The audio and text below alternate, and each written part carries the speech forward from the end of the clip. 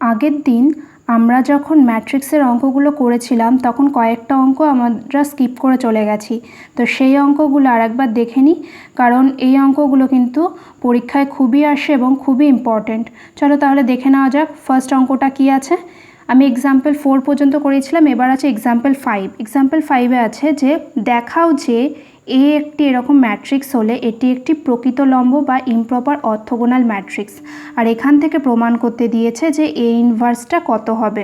এবার যে কোনো লম্ব ম্যাট্রিক্সের ক্ষেত্রে আমরা কি জানি, লম্ব ম্যাট্রিক্স হতে গেলে হলো এ ইন্টু এ ট্রান্সপোজ বা এ transpose into A equals two 1, sorry I, তাই না? ম্যাট্রিক্সের ক্ষেত্রে তো 1 বলে কিছু থাকে না, ম্যাট্রিক্সের 1 মানে ওর আই, ওর একক ম্যাট্রিক্স যেটা। তো এবার ওটা ছিল লম্ব ম্যাট্রিক্সের ডেফিনেশন। এবার প্রকৃত লম্ব ম্যাট্রিক্স হতে গেলে কি করতে হয়, প্রকৃত লম্ব ম্যাট্রিক্স হতে গেলে ডিটারমিনেন্ট অফ এ, এই ম্যাট্রিক্সটা ডিটারমিনেন্টটাকে 1 হতে হবে, তাই না? এটা তো আমরা প্রকৃত লম্ব ম্যাট্রিক্স আর অপ্রকৃত লম্ব ম্যাট্রিক্স যখন বুঝেছিলাম তখনই শিখেছি। চলো আরেকবার দেখে নিই। প্রকৃত লম্ব ম্যাট্রিক্স আর অপ্রকৃত লম্ব ম্যাট্রিক্স। দেখো, প্রকৃত লম্ব ম্যাট্রিক্সের দুটো কন্ডিশন আমাকে স্যাটিসফাই করতে হবে। মনে রাখবে, যদি তোমাকে প্রমাণ করতে দেয় যে শুধুমাত্র প্রমাণ করে ম্যাট্রিক্সটা একটি লম্ব ম্যাট্রিক্স, তাহলেই ফার্স্ট কন্ডিশন প্রমাণ করলেই তোমাদের হয়ে যাবে। কিন্তু যদি বলে প্রকৃত লম্ব ম্যাট্রিক্স, তাহলে কিন্তু এই সেকেন্ড কন্ডিশনটাও দেখাতে হবে অবশ্যই। ঠিক আছে, তাহলে ফার্স্ট কন্ডিশনটা তো এই লম্ব ম্যাট্রিক্সের যা কন্ডিশন ছিল তাই, A into A transpose equals to A transpose A equals to I. ঠিক আছে, আমি প্রথমেই বলেছিলাম যে কোনো একটা দেখালেই হবে, A into A transpose equals to I দেখালেও হবে, কিংবা A transpose into A equals to I দেখালেও হবে লম্ব ম্যাট্রিক্সের ক্ষেত্রে। এই অঙ্কটা অনেকেই করেছো আগের ভিডিওতে যখন আমি ম্যাট্রিক্স মাল্টিপ্লিকেশন করেছিলাম। আর এটা হলো সেকেন্ড, যেটা প্রকৃত লম্ব ম্যাট্রিক্স যেহেতু বলেছে তার জন্য determinant of A equals two 1 প্রমাণ করতে হবে। আর অপ্রকৃত লম্ব ম্যাট্রিক্স যেখানে আছে ইমপ্রপার অর্থোগোনাল ম্যাট্রিক্স, তখন কি অর্থোগোনাল ম্যাট্রিক্স বা লম্ব ম্যাট্রিক্সের কন্ডিশনটা তো স্যাটিসফাই হবেই। তারপর কি হবে, determinant of A equals two -1, তাই না? এগুলো কি করে আসছে সেটা তো আগের ভিডিওতে দেখানোই হয়েছিল। এবার চলে যাই তাহলে আসল অঙ্কটাতে। দেখো, এই অঙ্কটা করার সময় ফার্স্টে আমাকে লম্ব ম্যাট্রিক্সের মতো প্রমাণটা করতে হবে, মানে A into A transpose equals to কত আই দেখাতে হবে। আমি দেখো এখানে 1/9 দিয়েছি, কেন?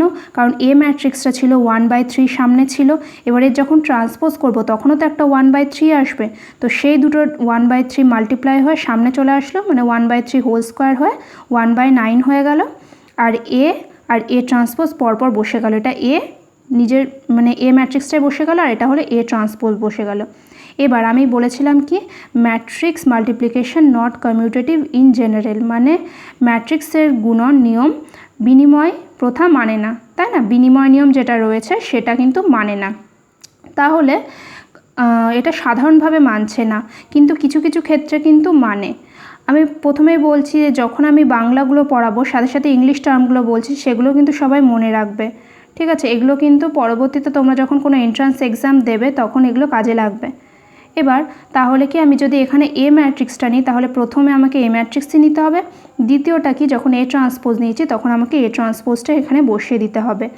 এরপর A into A transpose equals to কত 1/9, তারপর দুটোকে মাল্টিপ্লাই করা হলো, মাল্টিপ্লাই করে আমি কি পেলাম, এরকম একটা কর্ণ বরাবর একটা স্কেলার ম্যাট্রিক্স পেলাম যার কর্ণ বরাবর আছে 9।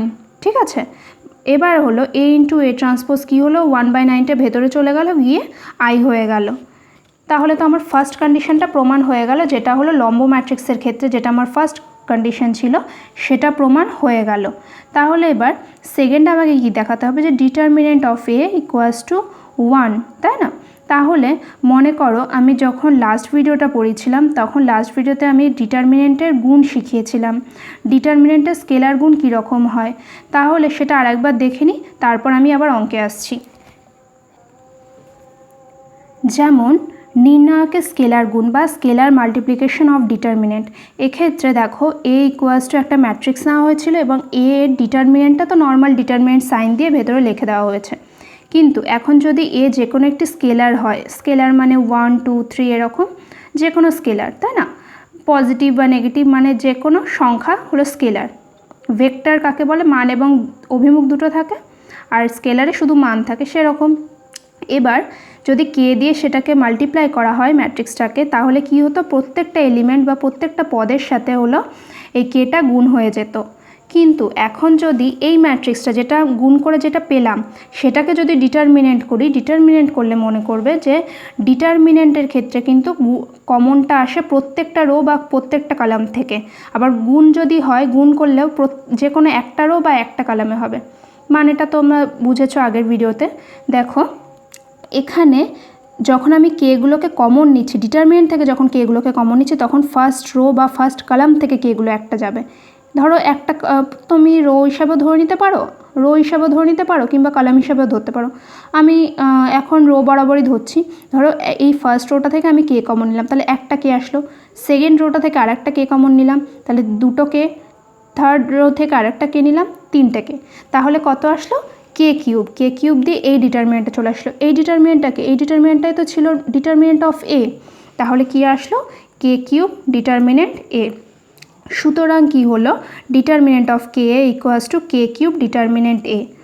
অর্থাৎ এ যে কোনো n বাই n ক্রমের ম্যাট্রিক্স হলে কি হবে? Determinant of k A equals to k to the power n determinant এ।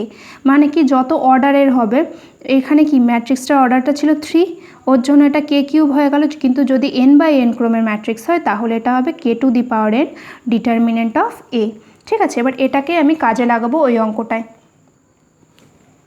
এখানে ডিটারমিনেন্ট অফ এ যখন করেছি তখন দেখো এই এ ম্যাট্রিক্সটার সাথে কিন্তু একটা স্কেলার গুণ ছিল। তাহলে এই স্কেলারটাকে যখন আমি টোটালটা ডিটারমিনেন্ট করব, যখন এই স্কেলারটা দিয়ে যখন শুদ্ধ যখন ডিটারমিনেন্ট করব তখন কি হবে? তখন মানে ভেতরের যে ম্যাট্রিক্সটা ছিল এই ম্যাট্রিক্সটা, দেখো এই ম্যাট্রিক্সটা তো নিজের মতোই থাকবে, কিন্তু স্কেলারটার কি হবে? স্কেলারটা হলো ম্যাট্রিক্সটার অর্ডারটাকে পাওয়ার হিসাবে নিয়ে চলে আসবে। যেমন এখানে 1/3 হোল কিউব হয়ে গেল, কারণ কি এ ম্যাট্রিক্সটার অর্ডার ছিল 3/3 দিয়ে এই ডিটারমিনেন্টটা হয়ে গেল। সুতরাং ডিটারমিনেন্ট এটা কত? দেখো এটা হলো 1/27 ইন্টু এটা 27 আসবে, বিস্তৃতি করে দেখতে পারো, সমান সমান 1। ঠিক আছে, এইবার তাহলে determinant of A equals two 1 হয়ে গেল। তাহলে 1 এবং 2 থেকে স্পষ্টতই বোঝা যাচ্ছে যে এ একটি প্রকৃত লম্ব ম্যাট্রিক্স। সুতরাং এটা কি? প্রকৃত লম্ব ম্যাট্রিক্স। ঠিক আছে, এবার প্রকৃত লম্ব ম্যাট্রিক্সের ক্ষেত্রে আমরা কি জানি? যে A inverse equals to A transpose হয়। ঠিক আছে, এটা সবাই ভুল করে যে এইটা যে কোনো ম্যাট্রিক্সের ক্ষেত্রে সবাই A inverse equals to A transpose বসিয়ে দেয়, কিন্তু সেটা কিন্তু ঠিক না।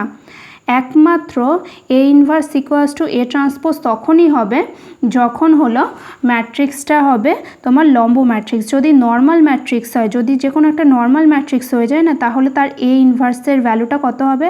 অ্যাডজয়েন্টে বাই ডিটারমিনেন্টে। কিন্তু যদি কোনো ম্যাট্রিক্স লম্ব বলে দেওয়া থাকে তাহলে কিন্তু ম্যাট্রিক্সটা ট্রান্সপোজ করলে তার ইনভার্স হয়ে যায়। ঠিক আছে, এক্ষেত্রে যদি লম্ব ম্যাট্রিক্স থাকে তাহলে বেশি খাটতে হবে না। মানে এ ইনভার্স বার করার জন্য আমরা যে বড় করে অ্যাডজয়েন্ট এ বার করি, তারপর আবার ডিটারমিনেন্ট দিয়ে ভাগ করি, সেসব কিছু দরকার হবে না। তাহলে এখানে অ্যাডজয়েন্ট টি এর ভ্যালুটা কত আসলো? অ্যাডজয়েন্ট টি এর ভ্যালু আসলো এই যে এ ম্যাট্রিক্সের ট্রান্সপোজটায়। তাহলে ট্রান্সপোজটা কত হবে? এ ট্রান্সপোজ ইকুয়ালস টু 1/3টা বাইরে থাকবে, আর এই রো কলামগুলো ইন্টারচেঞ্জ হয়ে যেটা অ্যান্সার সেটাই হবে হলো এ ইনভার্স। ঠিক আছে,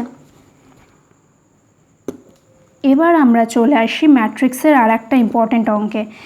এই অঙ্কটা কিন্তু ভেরি ইম্পর্টেন্ট, আর তোমরা কিন্তু খাতায় অবশ্যই যখন আমি অঙ্কগুলো করাই সবাই যেন খাতায় এটা নোট করে নেয়। ঠিক আছে, তাহলে ফার্স্ট প্রশ্নটা পড়ি। প্রশ্ন হলো এ একটা ম্যাট্রিক্স দিয়ে দিয়েছি এবং আই একটি 2/2 ক্রমের একক ম্যাট্রিক্স হলে দেখাও যে I minus A inverse into I plus A equals two এই যে এই ম্যাট্রিক্সটা দিয়ে দেওয়া হয়েছে। তাহলে এবার আমার কি প্রয়োজন? আইটা তো বলেই দিয়েছে 2/2 ক্রমের একটি একক ম্যাট্রিক্স। তাহলে আই দেখো আমি নিয়েছি 1 0 0 1। ঠিক আছে, আর এ ম্যাট্রিক্সটা দেওয়াই রয়েছে। এই ম্যাট্রিক্সটা কত? 0 মাইনাস tan α/2 tan α/2 0, যেটা দেওয়া রয়েছে। এবার আমার ইনভার্স কার বার করতে হবে? তাহলে আই মাইনাস এ এটার হোল ইনভার্সটা বার করতে হবে, আর এইটা হলো আই প্লাস এটা এমনি বার করতে হবে। তারপর কি করতে হবে? দুটোকে গুণ করতে হবে। তাহলে তারপর প্রমাণ করতে হবে যে সেই গুণফলটা আসছে এই ম্যাট্রিক্সটা। এবার তাহলে আমি আই প্লাস এ আর আই মাইনাস এ কত হচ্ছে সেটা আগে দেখে নিই।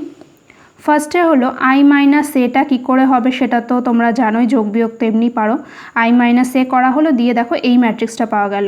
ঠিক আছে, আর আই প্লাস এ করা হলো, তারপর এই ম্যাট্রিক্সটা পাওয়া গেল। এরপর আমি ইনভার্স কার বার করব, ইনভার্স বার করব আই মাইনাস এর, কারণ এখানে তো আমার ইনভার্সটা তো আই মাইনাস এর প্রয়োজন, তাই না? তাহলে দেখো যার ইনভার্স প্রয়োজন, ইনভার্স করতে হলে আমি আগে ফার্স্টে কি বলেছে, ইনভার্স করতে হলে আগে আমাদের চেক করতে হবে ডিটারমিনেন্টের অস্তিত্ব আছে কি না, ডিটারমিনেন্টে এক্সিস্ট করছে কি না। তাহলে ফার্স্টে I minus determinant of I minus এটা আমাকে চেক করতে হবে। চেক করে দেখলাম আসছে 1 plus tan square alpha by 2, ঠিক আছে। 1 প্লাস ট্যান স্কোয়ার থিটা মানে আমি কত জানি, সেক স্কোয়ার থিটা, তাহলে এটা ইকুয়াস টু কত, সেক স্কোয়ার আলফা বাই 2, ঠিক আছে।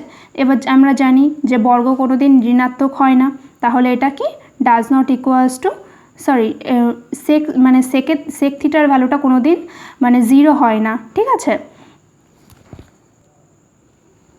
তাহলে আমরা তো জানি যে সেক স্কোয়ার আলফা বাই 2 তাহলে কি হচ্ছে, নট ইকুয়াস টু 0। এবার যেহেতু ডিটারমিনেন্টের ভ্যালুটা ডাজ নট ইকুয়াস টু 0 হয়ে গেল, তাহলে আমরা কি বলতে পারি যে এই আই মাইনাস এ ইনভার্সের এর হলো অস্তিত্ব আছে।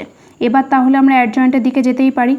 তাহলে এখন adjoint of I minus A, adjoint of I minus A হলে কী হবে, আমি বলেছিলাম কর্ণ বরাবর যে পদগুলো থাকে, ডায়াগোনালি যে পদগুলো থাকে সেগুলো ইন্টারচেঞ্জ হয়, জায়গা বদল করে, আর যেটা হলো এই ডায়াগোনালি থাকে, এই ডায়াগোনাল বরাবর যেটা থাকে সেগুলো শুধু সাইন চেঞ্জ করে। তাহলে তোমরা মিলিয়ে দেখবে আই মাইনাস এটাকে একটু দেখবে, আই মাইনাস এটা ছিল এইদিকে ডায়াগোনালি ছিল 1 1, তো ইন্টারচেঞ্জ হলে 1 1ই থাকতো এর অ্যাডজয়েন্ট, আর এখানে শুধু মাইনাস, এখানে মাইনাস চলে আসবে, এখানে প্লাস অ্যাডজয়েন্টটা। তাহলে দেখে নিই অ্যাডজয়েন্টে তাই এসছে কি না। হ্যাঁ, অ্যাডজয়েন্টে দেখো এখানে মাইনাস এসছে, এখানে প্লাস এসছে, তাহলে এটা হয়ে গেল অ্যাডজয়েন্ট অফ আই মাইনাস এ। এবার তাহলে আই মাইনাস এর ইনভার্সটা কত হবে, ইনভার্সটা হবে adjoint of I minus A by determinant of I minus A. এটা হলো তাহলে 1 বাই ডিটারমিনেন্ট কত, সেক স্কোয়ার আলফা বাই 2, ঠিক আছে। এখান থেকে আমি যেটা অ্যাডজয়েন্ট অফ আই মাইনাস এ সেটা বসিয়ে দিলাম, দিয়ে পেয়ে গেলাম আই মাইনাস এ ইনভার্স। এবার তো আমার অঙ্ক হয়েই গেল। এবার আমি এলএইচএসে ভ্যালুগুলো পুট করে দেব। দেখো এখানে যেটা আমি সেক স্কোয়ার আলফা বাই 2 করেছি, এটাকে 1 plus tan square alpha by 2 রাখাটাই ভালো, কারণ এরপর আমাদের ক্যালকুলেশন করতে সুবিধা হবে। কিন্তু আমি সেক দেখিয়েছি, কারণ হলো যেহেতু আমাকে ডাজ নট ইকুয়াস টু 0 দেখাতো, তো সেটা প্রুফ করার জন্যই আমি হলো সেকটা ফার্স্টবার ইউজ করেছিলাম, ঠিক আছে। তারপর সেক থেকে আবার 1 plus tan square alpha by 2তেই নিয়ে আসবে। আই মাইনাস এ ইনভার্সটা যেটা ছিল সেটাই ফার্স্ট পার্টে বসে গেল, আর আই প্লাস এটা এখানে বসলো। এবার দেখো যখন আমি এইটা তো বাইরে আছে, এটাকে নিয়ে কোনো কিছু করার দরকার নেই, ম্যাট্রিক্স দুটোকে গুণ করে আমি এরকম পেলাম, ঠিক আছে। এইটা ফার্স্ট পার্টটা, তারপর এটা সেকেন্ড, এটা হলো থার্ড, এটা ফোর্থ, মানে এটা A11, এটা A12, এটা A21, এটা A22, ঠিক আছে। এবার এটাকে ক্যালকুলেশন করে সিম্পলিফাই করে যেটা পেলাম সেটা পেলাম হলো এই যে 1 minus tan square alpha by 2 by 1 plus tan square alpha by 2, আর এটা minus 2 tan alpha by 2 by 1 plus tan square alpha by 2, আর এখানেও এই দুটো পেয়ে গেলাম। দেখো এটা হলো 2 tan alpha by 2 by 1 plus tan square alpha by 2, এটা হলো 1 minus tan square alpha by 2 by 1 plus tan square alpha by 2। এবার প্রত্যেকটা সূত্র পড়ছে, অংশকোণের সূত্র ক্লাস 11-এ পড়েছো। তাহলে এটা কার সূত্র, এটা হলো কস 2 থিটার সূত্র। এবার থিটার ভ্যালুটা কত, আলফা বাই 2, তাহলে অংশকোণের সূত্র অনুযায়ী তাহলে এটা কি হয়ে যাবে, ওটা হয়ে যাবে কস আলফা, মানে 2 ইন্টু আলফা বাই 2, তাহলে কত, 2 2 কেটে গেলে কস আলফা। সেম এটা হলো, এটা কার সূত্র, এটা হলো সাইন 2 থিটার সূত্র, মানে অংশকোণে যেহেতু এটা আলফা বাই 2 আছে, তাহলে 2 2 কেটে শুধু সাইন আলফা হয়ে যাবে। এই যে এখানে হলো মাইনাস সাইন আলফা, আর এইটা আর এটা তো সেমই, ওই জন্য দেখো সাইন আলফা হয়ে গেল। আবার এই সূত্র দুটোও সেম, এটা হলো কস আলফা। যদি কারোর এই সূত্রগুলো মনে না থাকে তাহলে কিন্তু ক্লাস 11-এর ত্রিকোণমিতির বইটা ভালো করে দেখবে, কারণ এই ত্রিকোণমিতির সূত্র না শিখলে কিন্তু এখন ক্লাস 12-এ অনেক অঙ্ক করতে অসুবিধা হবে। আর কিছু মনে থাক না থাক, ত্রিকোণমিতির সূত্রগুলো যেন পুরো মনে থাকে, কারণ অনেক জায়গায় কিন্তু আমরা এবার ত্রিকোণমিতির সূত্র ইউজ করে অঙ্ক করতে হবে, ঠিক আছে। তাহলে এটা দিয়েই ম্যাট্রিক্সের অঙ্ক আপাতত শেষ হয়ে গেল। এরপর আমরা শিখব হলো ম্যাট্রিক্সের সাহায্যে কি করে মানে সমীকরণগুলোর সমাধান করতে হয়, সেইটা শুধু ওইটাই লাস্ট পার্টটা পড়ে রয়েছে। তারপরে আমি নির্ণায়কের বাকি একটা পার্ট একটা ভিডিওতেই হয়ে যাবে, দিয়ে এই অ্যালজেব্রা পার্টটা বা ইউনিট 2 যেটা ছিল সেটা সম্পূর্ণ শেষ হয়ে যাবে। তো তোমরা ভালো করে অঙ্ক প্র্যাকটিস করো। আর হলো আমি বলেইছি বইগুলো হলো ডেসক্রিপশন বক্সে দেওয়া রয়েছে, বইগুলো কিন্তু ওখান থেকে ডাউনলোড করে নিতে পারো যদি কারোর কাছে বই না থাকে, এখন অসুবিধা থাকে। কিন্তু অঙ্ক প্র্যাকটিসের যেন কোনো রকম বাধা না পড়ে। তাহলে আজকে এখানেই শেষ করলাম।